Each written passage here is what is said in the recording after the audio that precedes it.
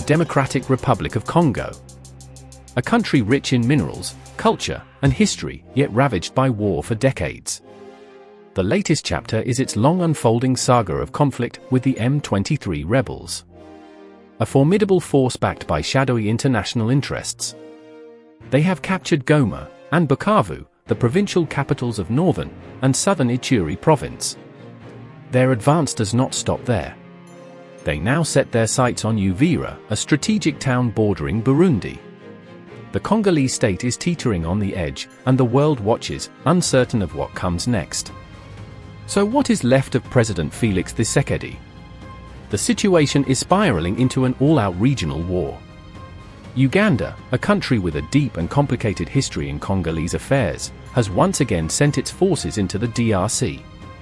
This time, Ugandan special forces have stormed the town of Bunia, claiming they are working with the Congolese forces to put an end to ethnic killings. Could it be that desperation has forced President Tshisekedi to turn to Uganda for a possible rescue? Well, all is not clear, but what we know is that Uganda's Chief of Defense Forces, also commonly known as the Tweeting General, Muhoozi Kainerugaba, ushered a considerable number of warning to armed forces in Congo, affirming that any armed group that killed the ethnic behemoth would not go unpunished. But beyond those threats, we need to look at the history of Uganda's entries in the Democratic Republic of Congo and how they have played out.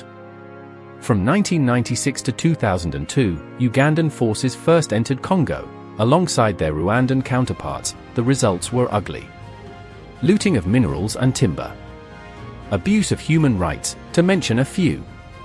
This resulted in the 2022 International Court of Justice ordering Uganda to pay $325 million in reparations to the DRC for damages incurred during the Second Congo War that occurred from 1998 to 2003.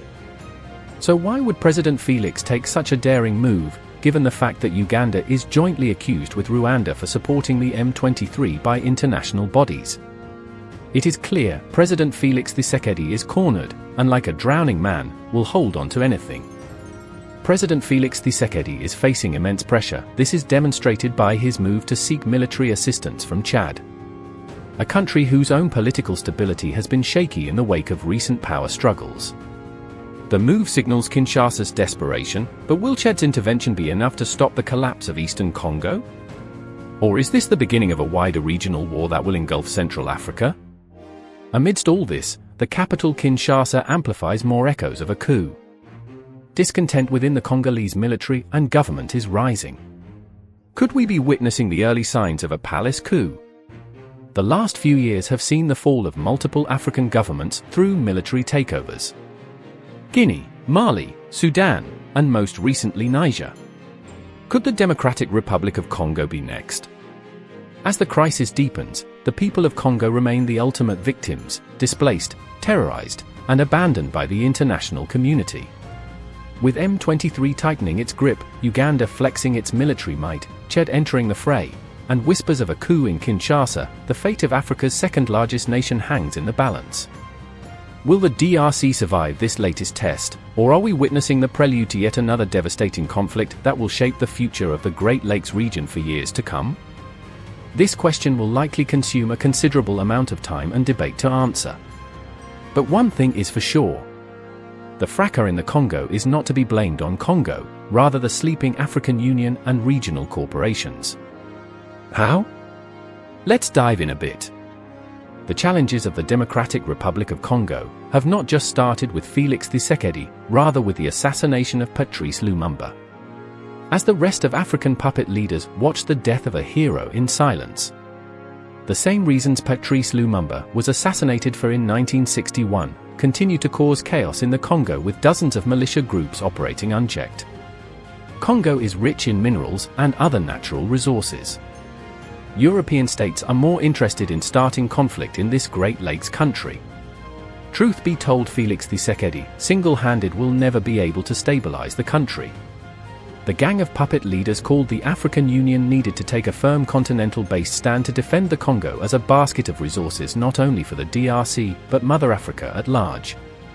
The other reason Congo is far away from seeing peace is the adamancy of African Union and world players.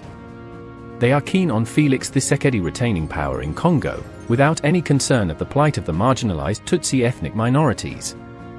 A situation that draws memories of the sad events of 1994, where more than 800,000 ethnic Tutsis lost their lives as the rest of the world watched in silence.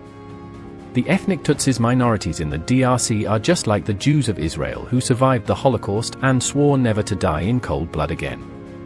The situation in the Democratic Republic of Congo is not a full reflection of President Felix Tshisekedi's failures. While he may have failed as a leader to provide basic necessities like roads from Goma to Kinshasa, something that the M23 uses to legitimize their assault. The biggest failure is on the part of the African Union, being a toothless barking dog that collects membership fees from countries that are a collection of citizens' tax contribution, yet the organization never bothers about the plight of the ordinary African people. To understand the failures of African Union better, let's remind ourselves of the military coups that rocked the Sahel region of West Africa. Both ECOWAS and African Union never bothered to investigate why the young leaders were taking matters to their hands, rather they found a good reason to victimize the young military leaders as juntas.